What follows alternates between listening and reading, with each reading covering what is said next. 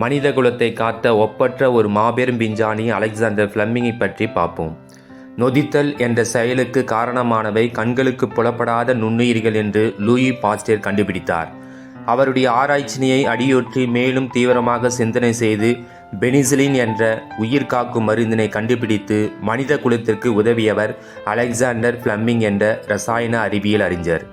Scotland நாட்டின் தென்மேற்கு பகுதியில் உள்ள லாக்ஃபீல்டு ஃபார்ம் என்னும் ஊரில் 1891ஆம் ஆண்டில் ஆகஸ்ட் மாதம் 6ஆம் தேதி ஃப்ளெமிங் பிறந்தார்.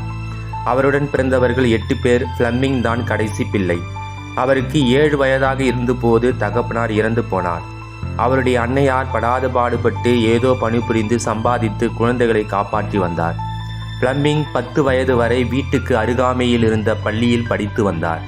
பின்னர் ஓர் உயர்நிலைப் பள்ளியில் படிப்பதற்காக சேர்ந்தார். ஆனால் குடும்ப பொருளாதார நிலை சரியில்லாததால் 16வது வயதில் படிப்பை விட்டுவிட்டு வர்த்தக நிறுவனம் ஒன்றில் வேலைக்கு சேர்ந்தார். சற்றும் எதிர்பாராத நிலையில் அவருடைய உறவினர் விட்டு சென்ற பெருஞ்செல்வம் அவருக்கு கிடைத்தது. ஃப்ளெமிங் மறுபடியும் பள்ளியில் சேர்ந்து விடுபட்ட கல்வியை தொடர்ந்து பயின்று பூர்த்தி செய்தார். மருத்துவக் கல்லூரியில் சேர்ந்து பட்டம் பெற்றார். லூயி பாஸ்டர் என்ற இரசாயன அறிஞர் நுண்ணுயிரிகள் என்பவற்றை கண்டுபிடித்திருந்தார். அவை நம்மை சுற்றி எங்கே பார்த்தாலும் இருக்கின்றன என்றும் எப்போது பார்த்தாலும் எல்லா சமயங்களிலும் நம்முடைய உடலில் இருக்கின்றன என்றும் அவர் நிரூபித்து காட்டியிருந்தார். பாஸ்டியரின் ஆராய்ச்சி மருத்துவ உலகில் ஒரு திருப்பு மையமாக அமைந்தது. அவர் ஆய்வுப்படி நோயாளிக்கு ஏற்பட்டிருக்கும் நோயை பற்றி மருத்துவர்களால் எளிதாக தீர்மானிக்க முடிந்தது. அந்த கண்ணோட்டத்தில் நல்ல மருந்துகளையும் தயாரித்து நோயாளிகளுக்கு கொடுத்து நோய் நீக்கம் செய்ய முடிந்தது.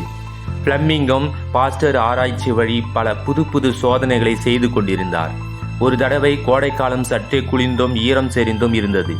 அப்போது செயின்ட் மேரி ஆஸ்பத்திரியில் தம்முடைய சோதனை சாலையில் ஃப்ளெமிங் வேலை செய்து கொண்டிருந்தார்.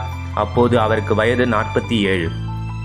அலெக்சாண்டர் ஃப்ளெமிங் ஸ்டெஃபலோகாக்கை பாக்டீரியா பற்றிய ஆராய்ச்சி மேற்கொண்டிருந்த போது சரியாக சுத்தம் செய்யப்படாத கண்ணாடி தட்டு ஒன்றில் பச்சை பூஞ்சை வளர்ந்திருப்பதையும் அதனை சுற்றி ஸ்டெஃபலோகாக்கை வளர முடியவில்லை என்பதையும் கண்டறிந்தார்.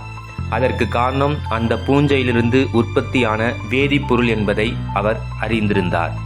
1926இல் வேதிப்பொருளுக்கு பெனிசிலின் என்று அவர் பெயரிட்டார். இதுவே அவர் கண்டுபிடித்த முதல் உயிர் எதிர்ப்பொருளாகும். பெனிசிலியம் நோட்டேட்டம் மற்றும் பெனிசிலியம் கிரைசோஜீனம் என்ற பூஞ்சையில் பெனிசிலினை உற்பத்தி செய்கின்றன.